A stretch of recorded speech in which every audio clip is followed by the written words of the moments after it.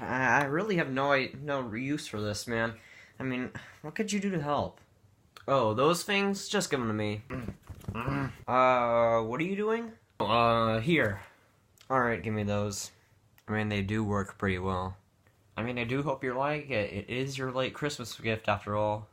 Yeah, I like it, but it was made by you, so I automatically hate it. Drats, man, I can never impress you.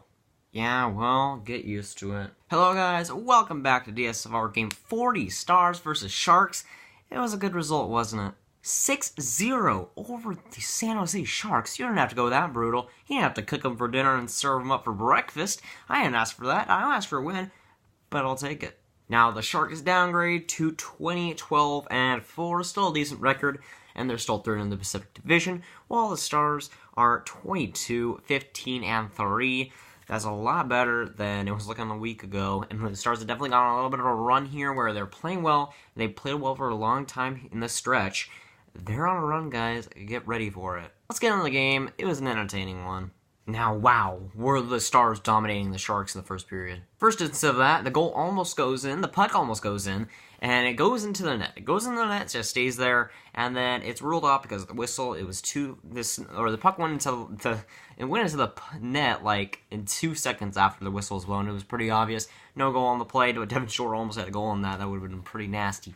It just goes by Jones. He just looks like he gets all confused, and it just goes into the net. And it was whistled off a couple of seconds ago. That could have been a dirty goal by Shore if that wasn't blown off earlier than it was. And that was a potential goal that even the Stars really did deserve in that play because they really were fantastic, but refs will be refs.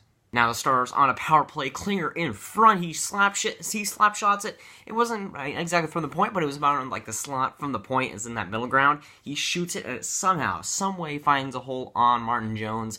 And Martin Jones kind of lets up a weak one there. I love Martin Jones. I love him to the whirl and back, but that was a weak goal by Jones. It was a hard shot, but it somehow found a way in, and Jones isn't able to stop it. But Klinger makes it 1-0. Hey, I'm not complaining.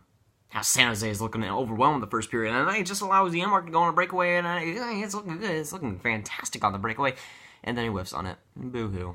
But hey, Pitlick's got his back. He makes a fantastic move to start off the face-off. He gets the face-off win, and then he gets it back, and then gets his puck, and then he swerves around the San Jose defenseman, and then snipes it on Jones. Like, just a ridiculous goal. Fantastic. I wouldn't say it was quite a highlight reel goal, but it was definitely up there for candidacy. That was an amazing goal by the Stars. Probably the most beautiful one, besides the Devin Shore goal, which we will get into later.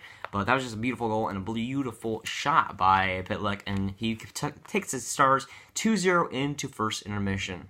Then I'll start for the second period, and Pavelski gets the post, and then Klingberg gets the post on the power play, and then Sagan hits the post, but then the score would come eventually. Now John's on a 4-on-4, he shoots from the point, kind of sneaks by the wrist shot of the defenseman who was having his stick out, and then it was kind of like a crossroads where I think like either Janmark or Shore was coming back and kind of screening Jones' wall. The shot was coming across from John's, and then it's kind of like a crisscross. There's players coming on for both ways, and it kind of screens Jones in a way that he can't really see it, and then Jones makes a pretty dang good shot on net, and then it goes in. We take a lead at 3-0. It's looking mighty good at this point, unless we blow it, which the Stars, I wouldn't say are good at. They haven't done a lot of that this season, surprisingly. But 3-0 on the scoreboard, it's looking good. Everything is going the Stars' way. Radulov is about to skate into the boards, and oh my gosh, Radulov just skated into the boards. Now, Radulov skated and was skating back to the bench fine. He looked okay. I knew all along that he was going to get checked for concussion protocol, which he did end up doing. He had to leave like 30 seconds later. Let's be honest, the trainers weren't going to let him play after that. He goes down and he's going to the concussion protocol.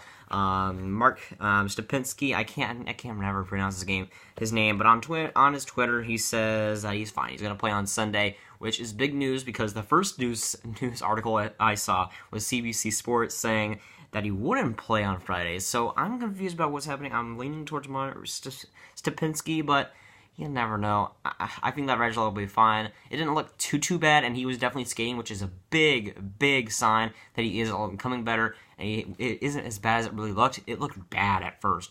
Radulov getting back up and skating, though, that's definitely something that is definitely something to hope for. Now, Roussel just slams Justin Braun into the boards, And then I wouldn't say that it was boring, but it was kind of close though. It was a clean hit. Then Roussel's trying to get out of the way, and then Braun just keeps holding on to him, keeps trying to get him to fight while the play's still going. By the way, the rest didn't even whistle it down. It was almost a goal for the Stars. They had a great opportunity. And then the whistle finally gets whistled, and then Roussel is like still shaking off the fight, even though it did start quite a bit of beef after that. But that doesn't matter. Klingberg shoots from the point on the power play, and then Sagan makes one of the best tips, I gotta say, of this season that I've ever seen. I haven't seen that many games that have been non-Stars games, but I've seen a few, and that was the best tip that I think I've ever seen from any Stars game, any game that I've watched this season.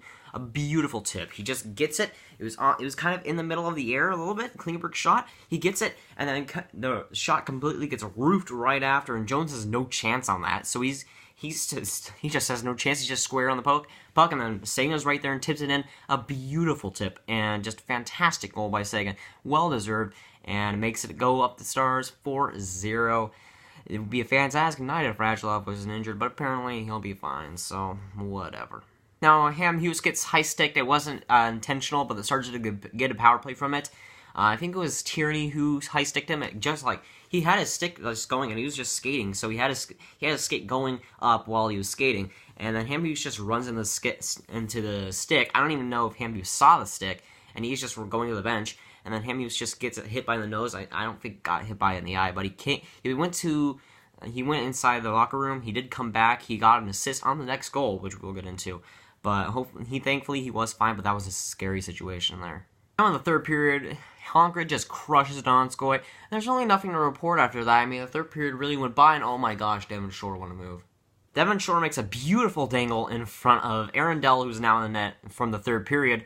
Just a beautiful move, just dangles out everybody and then comes through his legs and then just like makes like a toe drag around. I don't know what it really was. It was just a beautiful thing around the goalie, and then he just tucks it in, just barely gets it off the post, and he makes it 5-0. And then another goal. Pitlick somehow scores a goal. It was a pretty dang nice goal. It goes in somehow. I don't know how it did. Pitlick scores those kinds of goals where you don't even know how it goes in, but you're not complaining at all. Now, I was going to say that the Stars were playing boring hockey before the 2 goals, but they were definitely playing boring hockey after the 2 goals. So, both times. Then the Stars had that little middle part when they had scored 2 goals, which was pretty entertaining. But other than that, the Stars did a nice job of neutralizing the Sharks in the third period, and they definitely played boring hockey and allowed Bishop to make the saves that he needed to and get the shutout. Bishop at the AACC, or the AAC, is just brilliant. Now, although the Sharks didn't get that many prime opportunities, I felt like Bishop was definitely there and definitely ready for everything that the Sharks really had on him. Bishop just wouldn't let the Sharks touch him and wouldn't let them nibble at his feet. Just a brilliant night for Bishop. He stopped everything that he could have and everything that he needed to. The Stars did a brilliant job on defense. I don't know whether the Sharks were bad today. They were bad, but I don't know if the Stars defense really that great, that fantastic tonight, or if the Sharks didn't come up to play. And I'm leaning towards the Sharks didn't come up to play. They didn't really look all that well. Besides the penalties, they looked decent on the penalties, or the power plays for them. They really couldn't get anything going on there because Bishop was just too good. But man, I just felt like the Sharks weren't good today in this game, and the Stars at least capitalized on it, which is very nice to see. Now, the Stars play the Columbus Blue Jackets on January 2nd. It is a team that is chugging along. The Blue Jackets, they have lost, I don't know what it is, like the past 2, something like that. They lost against Ottawa, which is tough. I don't know what they've done the past couple of days. But they're coming in a little bit of a streaky team, not like a little bit of a cold streak. They beat the Blues, who are on a cold streak as well. They're still on a cold streak. And now the Stars get a prime opportunity to take advantage of a team who's coming in on a cold streak. The Stars definitely have a prime opportunity to get some points. And hey, even if it's against an Eastern Conference team, you need to get those points. Points are super important. If you get a point, I'd be content with it. But take 2 points. It doesn't hurt. And for our forward group, I felt like all 4 lines were clicking. The 4th line pressed me like unbelievably. Besides Brett Ritchie, which took quite a few penalties today. I think it was like 2 penalties today, which he needs to work on.